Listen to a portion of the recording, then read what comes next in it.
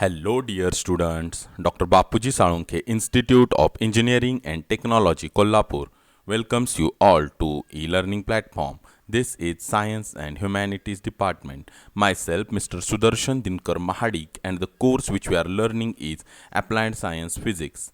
The unit which we are learning is Properties of Matter and NDT.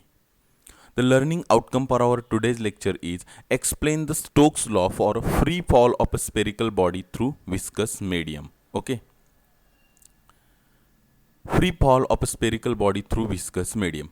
Dear students, let us first know what is a viscous medium. Okay. Viscous medium means kind of a fluids, means liquids and gases. Viscous medium म्हणजे काय? Viscous medium दोन प्रकारचे आहेत, liquid आणि gases. तर यांच्यामध्ये एखादी spherical body जेव्हा फ्रीली फॉल होत असेल, म्हणजे फ्रीली ट्रॅव्हल करत असेल डाऊनवर्ड डिरेक्शननं, फ्री फॉल, तिच्यावर ग्रॅव्हिटेशन सोडून तिच्यावर कालच्या दिशेनं कोणताही दुसरा, म्हणजे त्या वेट ऑफ बॉडी सोडून दुसरा कोणताही फोर्स जर तिच्यावर ॲक्ट होत नसेल डाऊनवर्ड डिरेक्शनला, तर त्याला आपण free fall of a spherical body असं म्हणतो. म्हणजे विस्कस मीडियम म्हणजे पर्टिक्युलर एखाद्या लिक्विडमध्ये किंवा गॅसच्या थ्रू जेव्हा एखादी स्पेरिकल बॉडी, म्हणजे एखाद्या स्पियरसारखी बॉडी, एखादा बॉलसारखी बॉडी जर त्या विस्कस मीडियममध्ये पडत असेल तर काय काय घडते हे आपण या ठिकाणी पाहणार आहोत. Okay. When a body falls under gravitation through liquid column, liquid layers move with a different speeds.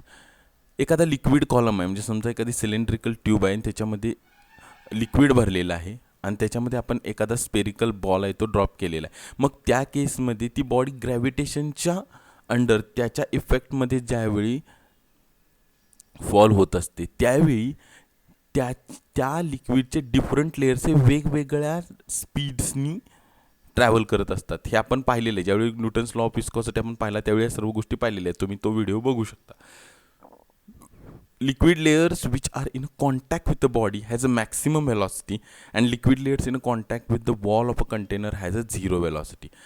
ती जी स्पेरिकल बॉडी ट्रॅव्हल करायला लागलेली आहे त्या स्पेरिकल बॉडीच्या कॉन्टॅक्ट्समधले जे लेयर्स आहेत ते मॅक्सिमम वेलॉसिटीनं ट्रॅव्हल करत असतात.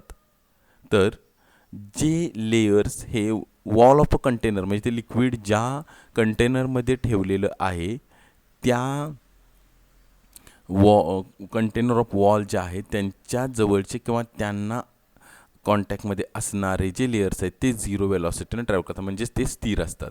The viscous force exists between different layers which oppose the relative motion between the layers. हे जे सर्व लेयर्स आहेत, लिक्विड लेयर्स आहेत, बघा आपण ज्यावेळी विस्कॉसिटीच्या हा टॉपिक पाहिला त्याच्यामध्ये आपण ह्या गोष्टी बघितलेल्या आहेत की दोन लिक्विड लेयर्सच्यामध्ये विस्कस फोर्स एक्झिस्टच करतो आहे जो relative motion between the layers जे आहे त्या दोन पर्टिक्युलर लेयरची मधली जी मोशन आहे त्याला अपोज करण्याचा प्रयत्न करत असतो. ओके. तर अशा पद्धतीचा अपोजिशन और विस्कस फोर्स हा ॲक्शनमध्ये असतो त्यावेळी. आता हे जे आपण पाहिलं ना त्याच्या संदर्भात आणखी डिटेलमध्ये डायग्रॅमॅटिकली आपण पाहूया. ओके. आता consider a spherical body that is a metal sphere is falling freely through a liquid column. पहा ही सिच्युएशन पहा. हा एक लिक्विड कॉलम आहे जसं आपण बोललो, एक सिलेंड्रिकल ही बॉडी आहे त्याच्यामध्ये हे लिक्विड भरलेलं आहे आणि हा जे दिसतंय आपल्याला रेड तो स्पियर आहे. आता काय होतं की हा स्पियर जो आहे तो फ्रीली फॉल व्हायला लागला. हे चित्र इथे या ठिकाणी मॅक्सिमाइज केले बघा, फ्रीली फॉल व्हायला लागलेलं आहे. तर आपण सांगितलं की या बॉलच्या शेजारचे जे लेयर्स आहेत ते लेयर्स कसे आहेत तर मॅक्सिमम वेलॉसिटीने ट्रॅव्हल होतात. तर इकडचे जे लिक्विड लेयर्स आहेत ते काय होतात झिरो वेलॉसिटीनं, म्हणजेच ते कॉन्स्टंट असतात. ओके. मग आता आपण पाहूया, ही त्याची डायमीटर आहे, डी म्हणजे त्याची डायमीटर आहे. मग ह्या स्पेरिकल बॉलवर नेमके कोणकोणते फोर्स ॲक्ट होतात ते आपण पाहिलेले आहे. ते डाऊनवर्ड डिरेक्शनला आपण पाहतोय ग्रॅव्हिटीच्या इफेक्टमध्ये हा जो स्पेरिकल बॉल आहे तो डाऊनवर्ड डिरेक्शननं चाललेला आहे.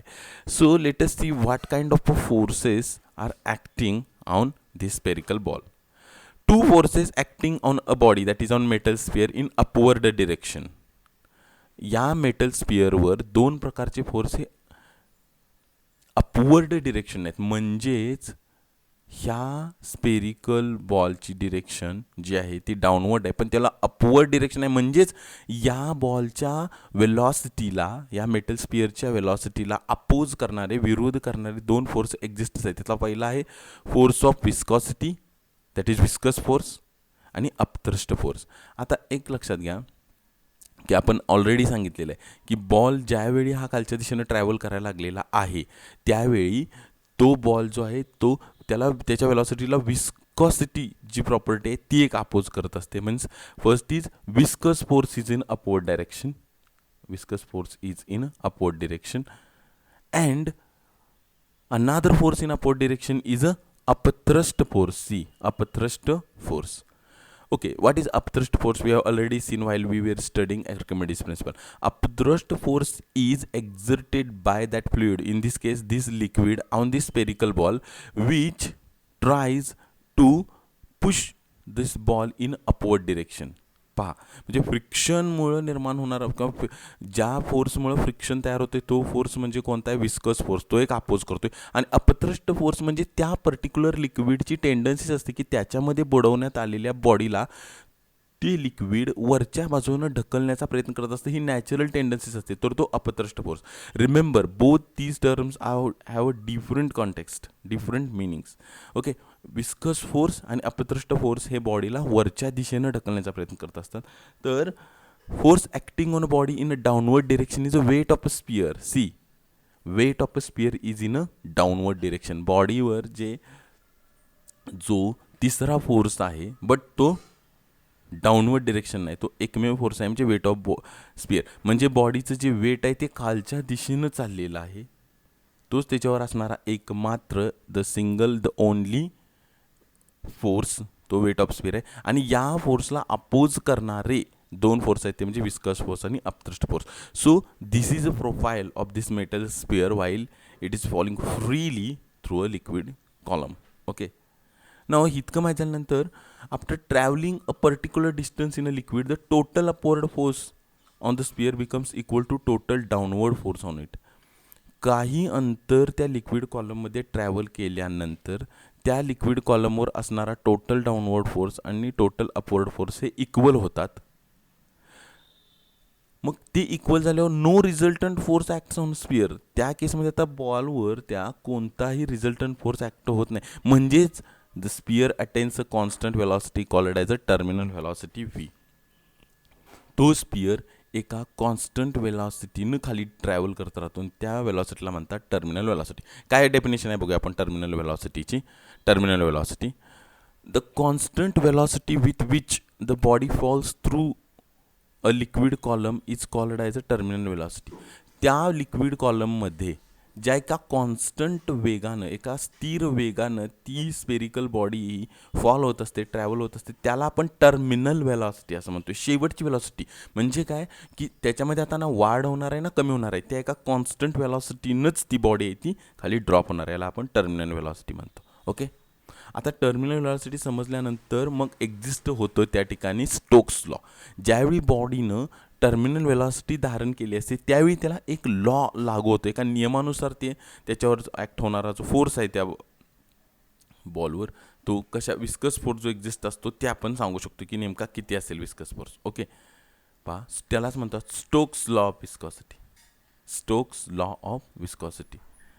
The force of viscosity experienced by a metal sphere falling freely through a viscous medium with a terminal velocity is directly proportional to ती बॉडी, जी मेटल स्पियर ही बॉडी आहे ती एखाद्या liquid कॉलममध्ये डाऊनवर्ड डिरेक्शननं ट्रॅव्हल करत असताना, म्हणजेच ती freely falling असताना आणि तिनं त्या बॉडीनं टर्मिनल वेलॉसिटी अचीव केलेली असताना त्याच्यावर ॲक्ट होणारा जो फोर्स ऑफ विस्कॉसिटी आहे तो कशावर डायरेक्टली प्रोपोर्शनल असतो बघा. Radius of a metal sphere, second terminal velocity V and coefficient of viscosity इटा. म्हणजे पहा इटा ऑफ अ लिक्विड. ओके, आता म्हणजेच काय बघा मॅथमॅटिकली मांडायचं तर F is directly proportional to eta r v. Force of viscosity जो आहे तो कधी कधी वाढू शकतो बघा. तर जर का लिक्विड तुम्ही वेगळं घेतलं आणि त्याची विस्कॉसिटी जास्त असेल, जर तुम्ही मोठ्या आकाराचा स्पेअर घेतला म्हणजे ज्याची रेडियस आहे ती जास्त आहे अशा प्रकारचा जर स्पेअर घेतला तर, आणि जर का त्याची टर्मिनल वेलॉसिटी ही जास्त असेल तर, ह्या तीन केसेसमध्ये त्याच्यावरचा फोर्स ऑफ विस्कॉसिटी जो आहे तो वाढतो जर ह्या तीन फॅक्टर तुम्ही वाढवले असतील तर. Okay, this is so the viscous force experienced by that metal sphere depends on the radius of that metal sphere, the viscosity of a liquid through which the liquid sphere is falling down, and the terminal velocity. जर terminal velocity जास्त असेल तर viscous फोर्ससुद्धा जास्त असणार. Simplification केल्यानंतर final statement जे आपल्याला Stokes लॉचं मिळतं ते असं आहे, F is equal to 6 pi eta r V. Okay, 6 pi eta r V. So keep in the mind this equation. Okay, so for exam point of view, you all must know that the viscous force experienced by that metal sphere when attaining the terminal velocity is directly proportional to radius of metal sphere, terminal velocity, and coefficient of viscosity.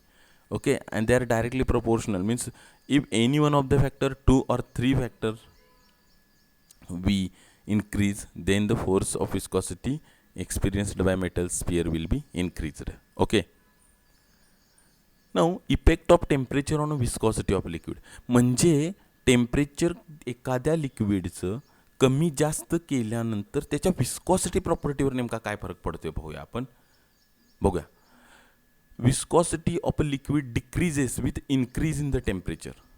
पहा, तुम्ही जर एखाद्या लिक्विडचं temperature वाढवलं तर त्याची viscosity property आहे ती कमी होऊन जाते.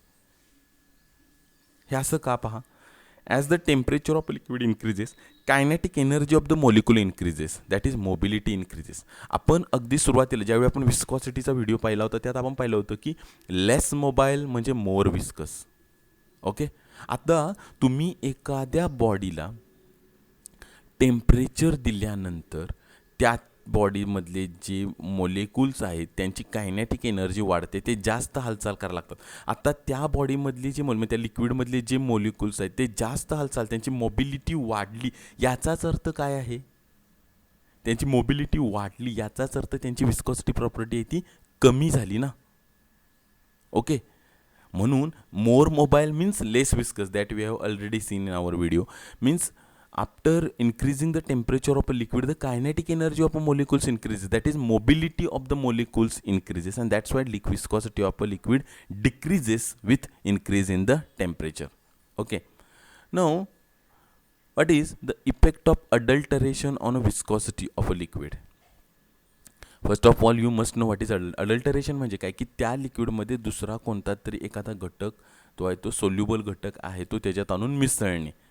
ओके, म्हणजे उदाहरणार्थ तुम्ही असं समजा की पाणी आहे, तर पाण्यामध्ये काय मिसळतं आहे, तर मीठ आहे ते विरघळतं आहे किंवा साखर विरघळते आहे, म्हणजे तुम्ही त्या ठिकाणी पाण्याचं अडल्टरेशन केलं.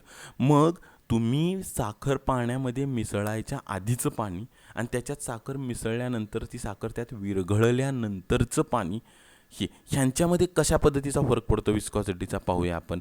म्हणजे थोडक्यात viscosity of a liquid increases due to adulteration.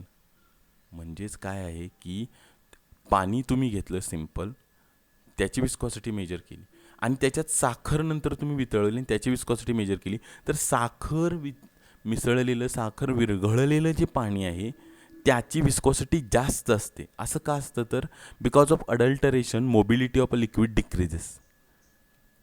आपल्याला माहिती आहे मोबिलिटी कमी, less mobility means the more viscosity property.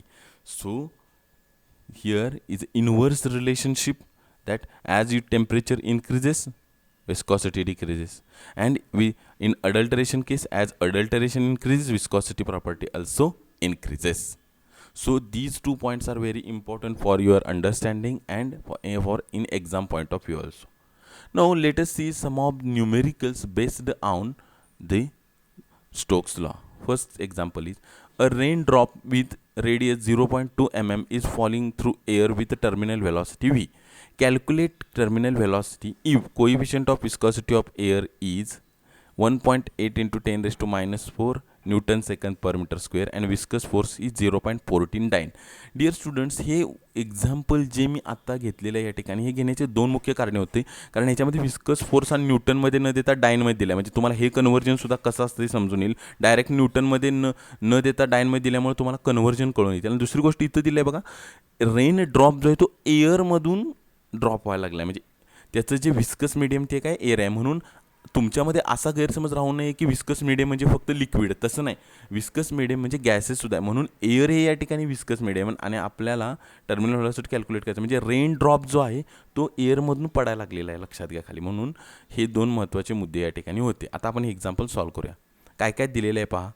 Radius of air drop दिले 0.2 mm, मग ती 0.2 इंटू 10⁻³ मीटर. आपल्याला माहिती आहे मिलीमीटरचं कन्व्हर्जन मीटरमध्ये कसं करायचं.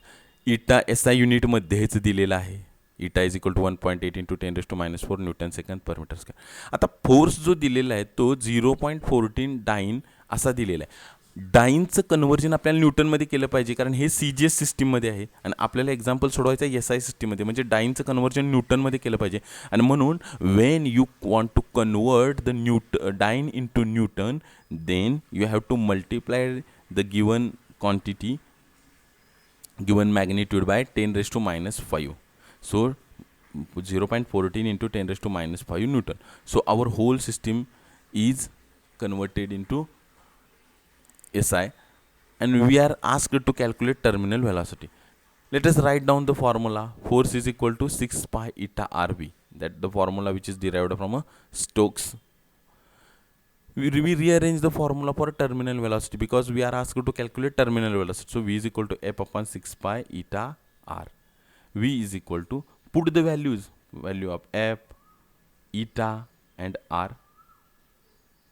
Then simplify by calculation and you will come with the answer.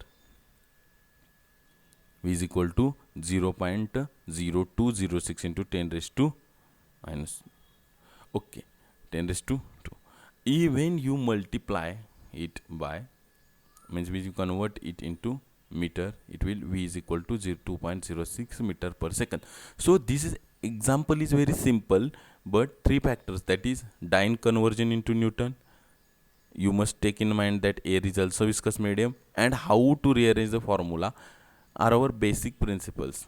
Okay, let us go towards next example. Raindrop of radius 0.2 mm is falling with terminal velocity 2 meter per second.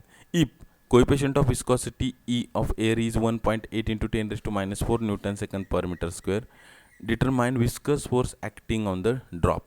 Okay, write down what is given. 0.2 mm radius, convert it into meter.